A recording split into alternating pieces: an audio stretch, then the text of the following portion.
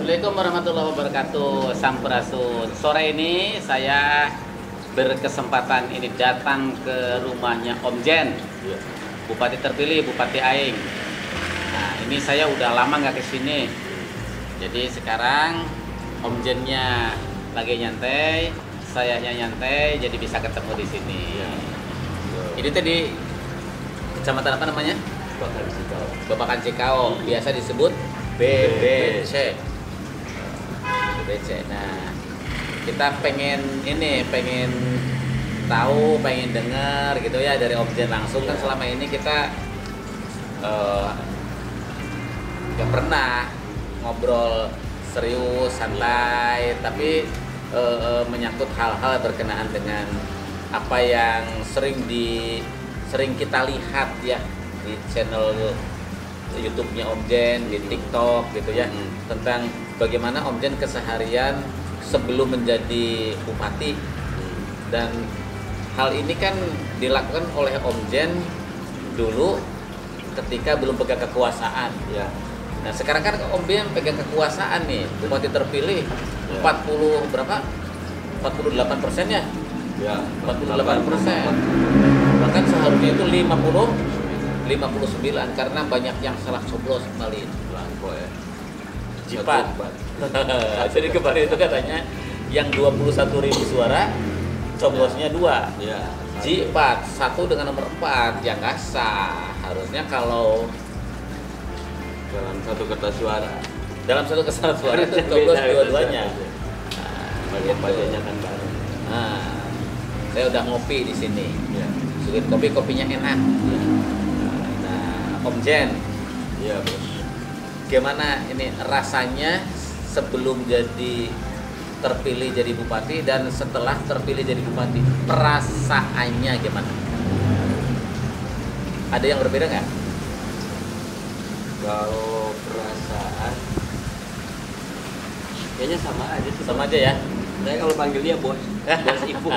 Ya. Karena teman dari dulu, makanya jangan aneh kalau saya panggil dia tuh bos Ipung. Padahal bosnya dia sebenarnya dari dulu juga bosnya dia sebenarnya. Dari zaman kita temenan dari kecil, itu bosnya dia, orang dia yang sering ngejajanin saya. Nggak tahu. Biasa aja. Biasa ya. Jadi makanya karena perasaannya biasa aja, begitu relawan tim sukses pada pengen syukur aja kecat trotoar. Nah, Iya, karena kita ngerasa bahwa kita ini mau kerja gitu. oh iya kan kemarin ngecat trotoar setelah terpilih ya? Ya, syukuran. Itu apa maksudnya? Dia kan teman-teman relawan, teman-teman tim sukses. Om Jen nih kita udah menang, kita pengen syukuran. Oh iya udah, kalau pengen syukuran tunggu aja di di Taman Sri Baduga. Saya bilang nanti jam 9 saya ke sana. Mereka pun udah senang nih kan. Senang. Wah, makan dong. banyak pikirannya begitu. Makan. Tahu-tahu saya datang ke situ bawa chat. Iya. Nah, ini mau ngapain Om Jen? Nah, kita sebagai bentuk rasa syukur kita chat trotoar, saya bilang. Itu dari sini kita chat sampai BTS. Biar ini kan kita masa lewat dari sono. Sekarang kita makan, kita senang-senang sementara tempat di sekitar kita saluti. Jadi akhirnya syukurannya ngecat trotoar. Artinya apa? Artinya saya belum menumpukan ada perasaan yang berbeda sebelum pemilihan dan setelah pemilihan. Saya berpikir bahwa jabatan itu kan sementara ya. Itu kan sebagai alat karena tujuannya itu adalah kebaikan.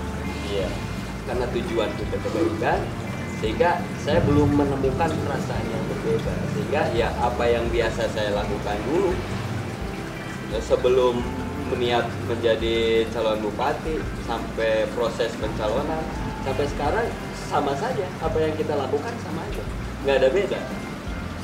Kan bisa dicek tuh di YouTube saya, kan sama yang saya lakukan itu aja, nggak ada perbedaan. Jadi ini yang kita takjub lah gitu ya.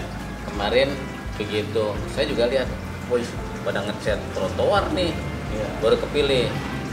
Biasanya orang pada motong kambing, motong sapi, tapi Om Jen malah ngecat trotoar di situ. Di situ dekat Situbulu ya?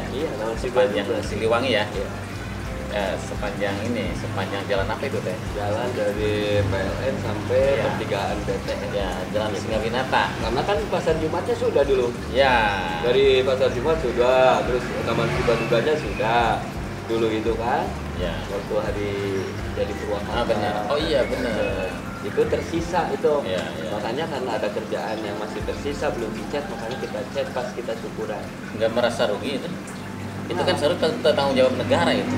Ngecat trotoar itu. Kan sebenarnya apa yang bisa kita lakukan, semampu kita lakukan saja. Walaupun itu pekerjaan negara. Walaupun itu pekerjaan negara, selagi kita mampu. Selagi kita nggak mampu ya jangan dipaksain. Kan kita diajarinnya begitu dari dulu waktu kita kecil sama-sama, waktu kita di HMI. Terus ngecat itu kemarin kelihatan sama saya, tahu saya tuh ngecat jembatan. Oh iya, itu juga tersisa kan? Iya. Kerjaan dulu waktu sebelum nyalon pencalonan bupati dulu, kan Kang Deddy nuntasin jembatan penghubung antara Subang Purwakarta yang pada saat itu sempat mangkrak sama Kang Deddy oleh uang pribadi dikerjakan, memang belum sempat tercat. Jadi baru kemarin kita saya udah lihat itu putih catnya kan, kinclong udah ini. ini kan Sasak bodas. Ini udah ya kita bangga lah ya. Saya secara pribadi bangga karena banyak hal-hal yang harus dilakukan oleh negara, oleh pemerintah. Ya, ada yang mau melakukan secara personal, dan ini kebiasaan ini saya lihat juga di kebiasaan Kang Deddy. Ya. Bener nggak? Ketika pergi di aktivitas Kang Deddy, walaupun itu tugas negara, kalau ini diambil alih oleh dia dan ya.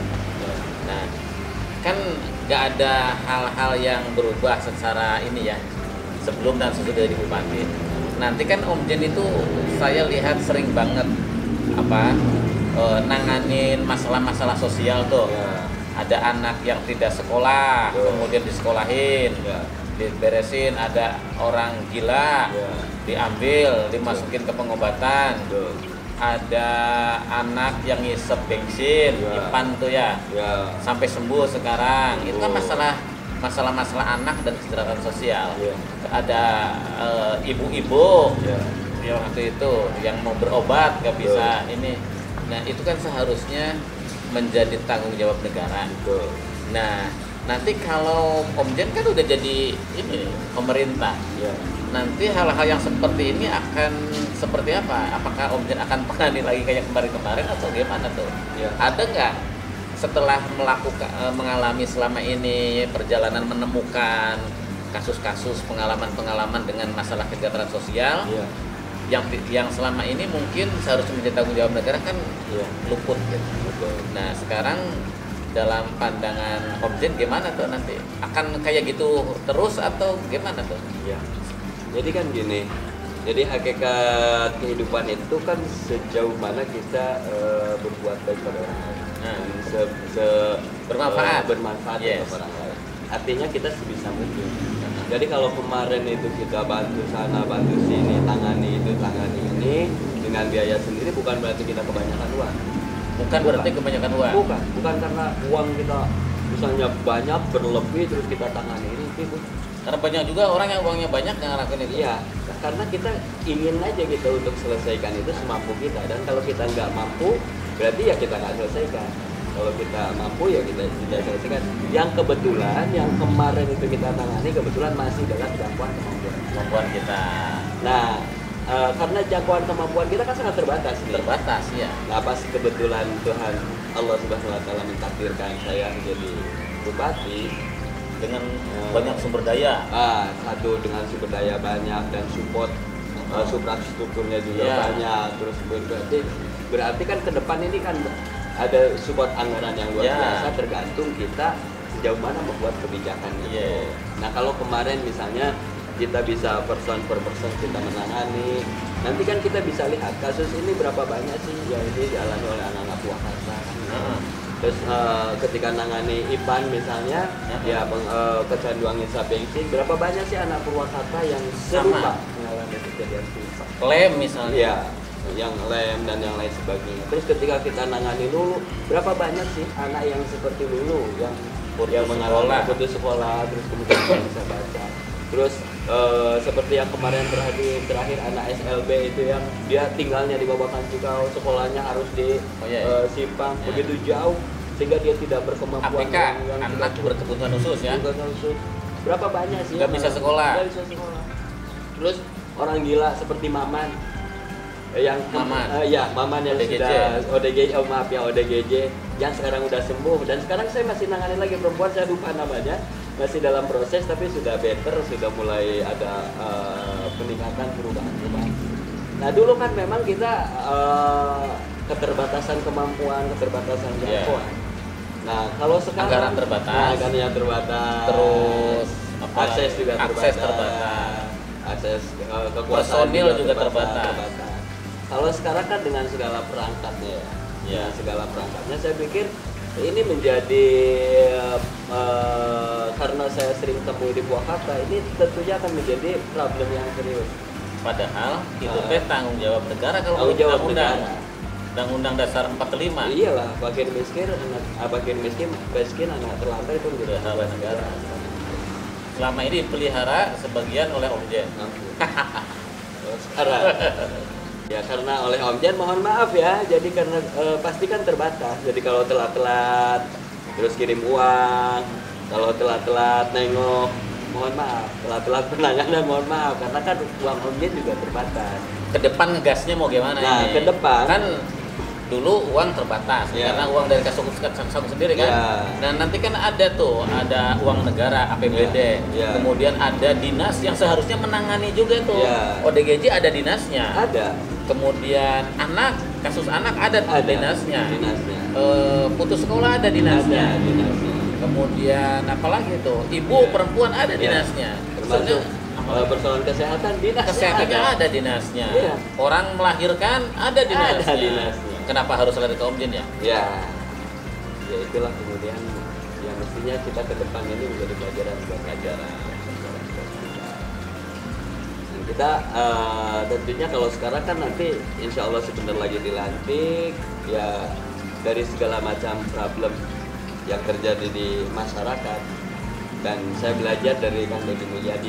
Makanya saya pakai tagline penerus kepemimpinan Kang Deddy Mulyadi. Kenapa saya belajar menggunakan tagline itu? Karena saya melihat, mengamati, mencermati dan belajar dari selama Kang Deddy Mulyadi memimpin jadi bupati di Purwakarta, dia selalu hadir di tengah problem, permasalahan baik perorangan, kelompok maupun persoalan yang sudah sifatnya menjadi persoalan kabupaten. Nah, persoalan yang menyeluruh, dia hadir dan beliau tangani persoalan itu baik dengan uang sendiri maupun uang negara. Dia selalu hadir tanpa henti, dan itu patut diteruskan. Penerus kepemimpinan Kang Deddy Mulyadi. Banyak orang bilang itu nanti jadi bonekanya Kang Deddy Mulyadi itu. Nggak takut ada stigma kayak gitu? Nggak masalah. Nggak masalah. Kan udah ada clear. Saya nggak pernah hiraukan orang lain yang mengatakan bahwa saya bonekanya Kang Deddy Mulyadi. Kenapa? Kan orang biasanya menghindar, nggak mau saya Karena dicap kan- sebagai ininya. Kan kita melaksanakan gagasan yang luar biasa itu kan malah jadi bagus. yang bermanfaat. Iya, apalagi kan Deddy sekarang menjadi gubernur. Nah, Lah terus kalau nggak selaras antara pembangunan yang ada di kabupaten dengan pembangunan provinsi mau gimana? kita bupatinya, beliau gubernurnya ya. Iya, kan harus Iya, iya. berintegrasi Oh, benar. pembangunan itu. Benar. Aduh, walaupun Kang Deddy Mulyadinya kan kemarin di terakhir podcast itu enggak lah, saya tidak akan menjadikan kamu jadi boneka. Kamu harus punya otoritas sendiri. Saya juga punya urusan sendiri sebagai gubernur, kan gitu. Walaupun Kang Deddy Mulyadinya mengatakan itu, tapi ya jujur aja ketika kita memimpin sebuah kabupaten, beliau juga memimpin sebuah provinsi yang kabupaten itu ada dalam provinsi yang beliau pimpin, kan harus selaras Yes, pembangunan. benar. Iya kan? Saya harus bisa menerjemahkan apa yang digagas oleh Gubernur Jawa Barat. Ya kan? Dan program-program pembangunan yang dalam provinsi Jawa Barat kan harus selaras seperti ini. Nggak mungkin ini ngebangunnya ke Kaler, ini kita ngebangunnya ke situ. Kang Deddy kan dulu di Purwakarta terkenal karena mampu membereskan infrastruktur, Ya, menangani persoalan-persoalan sosial. ya. Nah, nanti ke depan mau seperti apa? Itu menjadi prioritas. Infrastruktur. Infrastruktur udah pasti ya, udah pasti itu menjadi sebuah prioritas utama. Terus peningkatan sumber daya manusia, penanganan sosial itu menjadi termasuk hal-hal yang tadi itu kan karena karena kita bisa kemarin nanganin satu. Kalau sekarang kita bisa dengan satu kebijakan melakukan kerjasama misalnya dengan misalnya lembaga pendidikan atau misalnya apalah semacam contoh, saya susah mengatakannya. Ini ketika saya menemukan orang gila, saya bingung kan harus dibawa kemana? Ya, dengan semacam komunitas. Iya. Atau yang komunitas. ODGJ maksud saya. ODGJ ini kan saya bingung. Saya udah bawa nih ke rumah sakit, ditangani terus ke Bandung. Memang ada penanganan pada saat itu. Terus juga setelah ditangani dia belum juga sembuh.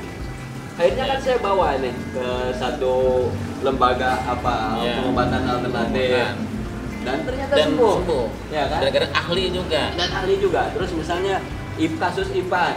Kan udah dibawa tuh ke Bandung. Iya. Sudah diinapkan. Bukan berarti itu nggak bagus. Nggak bagus, bukan. Tapi kan butuh penanganan yang lama. Iya, butuh penanganan lama. Terus juga itu kan terbatas waktunya. Sehingga butuh penanganan yang tidak terbatas waktu, yang dia 24 jam. Yang dia obatin fisiknya, dia obatin jiwanya, diobatin pikirannya, diobatin mentalnya, dan sembuh. Iya. Nah, artinya ke depan, kenapa tidak sih kita pemerintah daerah melakukan kerjasama dengan lembaga-lembaga tersebut yang mampu, punya kapasitas, punya track record. Iya, track record. Ada dulu juga banyak ya tempat-tempat pengobatan ODGJ. Iya. Di tempat dia bina hari-hari dan sembuh. Termasuk Cireok lah. Termasuk Cireok. Cireok dulu. Iya. Iya. Sekarang ini ada di Parakan. Ya seperti Caswara dan kawan-kawan. Kan selama ini gak ditangani oleh negara itu. Ditangani oleh personal oleh Kang Deddy Mulyadi. Nah kedepannya kayak gitu gimana Om Jen nih? Itu harus kita melakukan kerjasama. Kan nggak mungkin nanti Kang Deddy jadi gubernur secara menangani persoalan itu masih personal juga. Om Jen udah jadi bupati masa masih menangani hal-hal seperti personal, itu harus seperti apa itu nanti? Kita melakukan kerjasama antara pemerintah dengan lembaga kerjasama. Kita biayai, kita support anggarannya. Jadi berapa kebutuhannya per orang sampai sembuh. Ya. Kalau ada ODGJ 10 orang bawa simpan obatin di lembaga itu. Biaya makannya kasih. Iya, per bulannya kasih. Pengobatannya kasih. Yang obatinnya kasih. Misalnya, itu lebih efektif. Iya.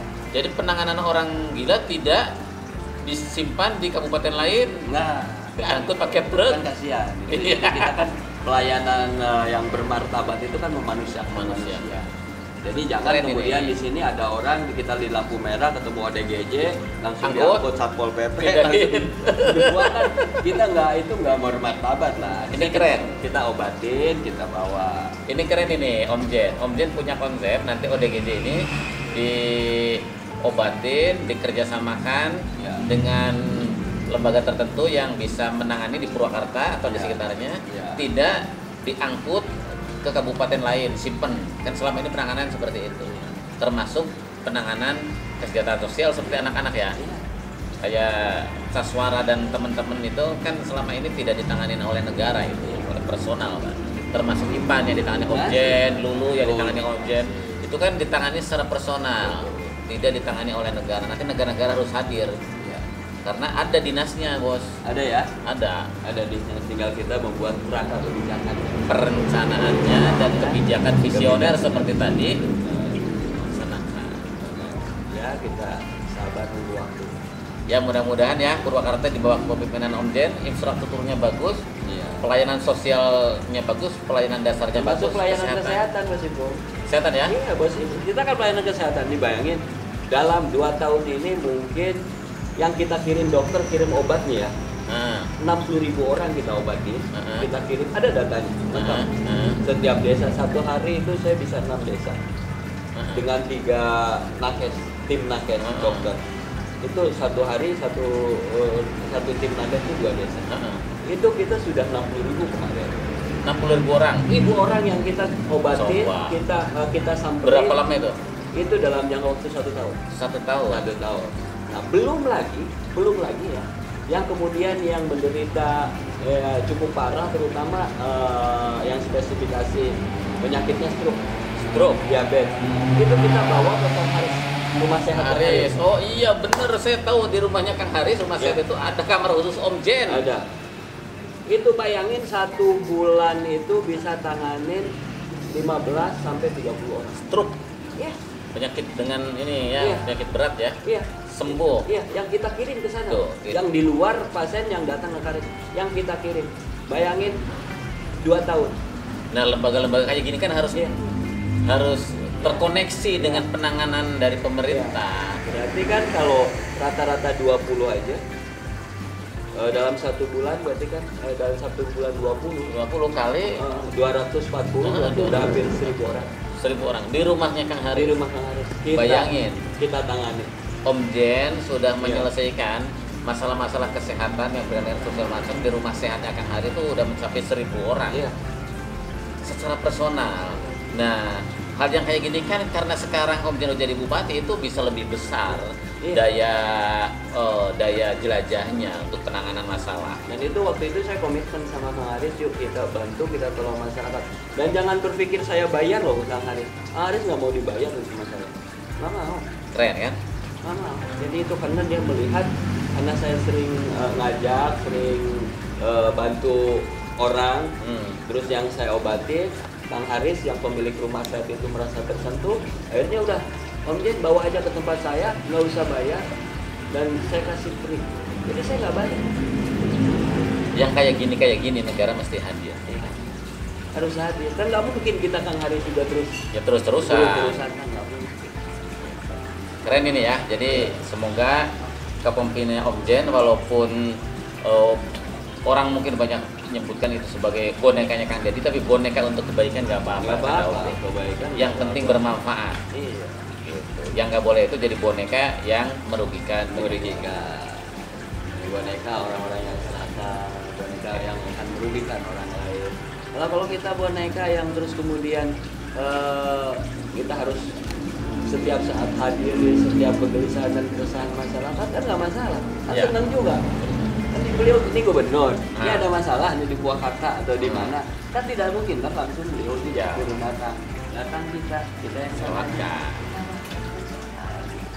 Oke, kita berbahagia hari ini bisa berbincang dengan Bupati Aing, Bupati terpilih ya. Saya juga sebagai teman merasa berbangga, berbahagia karena apa yang menjadi mimpi kita membangun Purwakarta itu nanti bisa terwujud di bawah kepemimpinan Komjen. Purwakarta istimewa.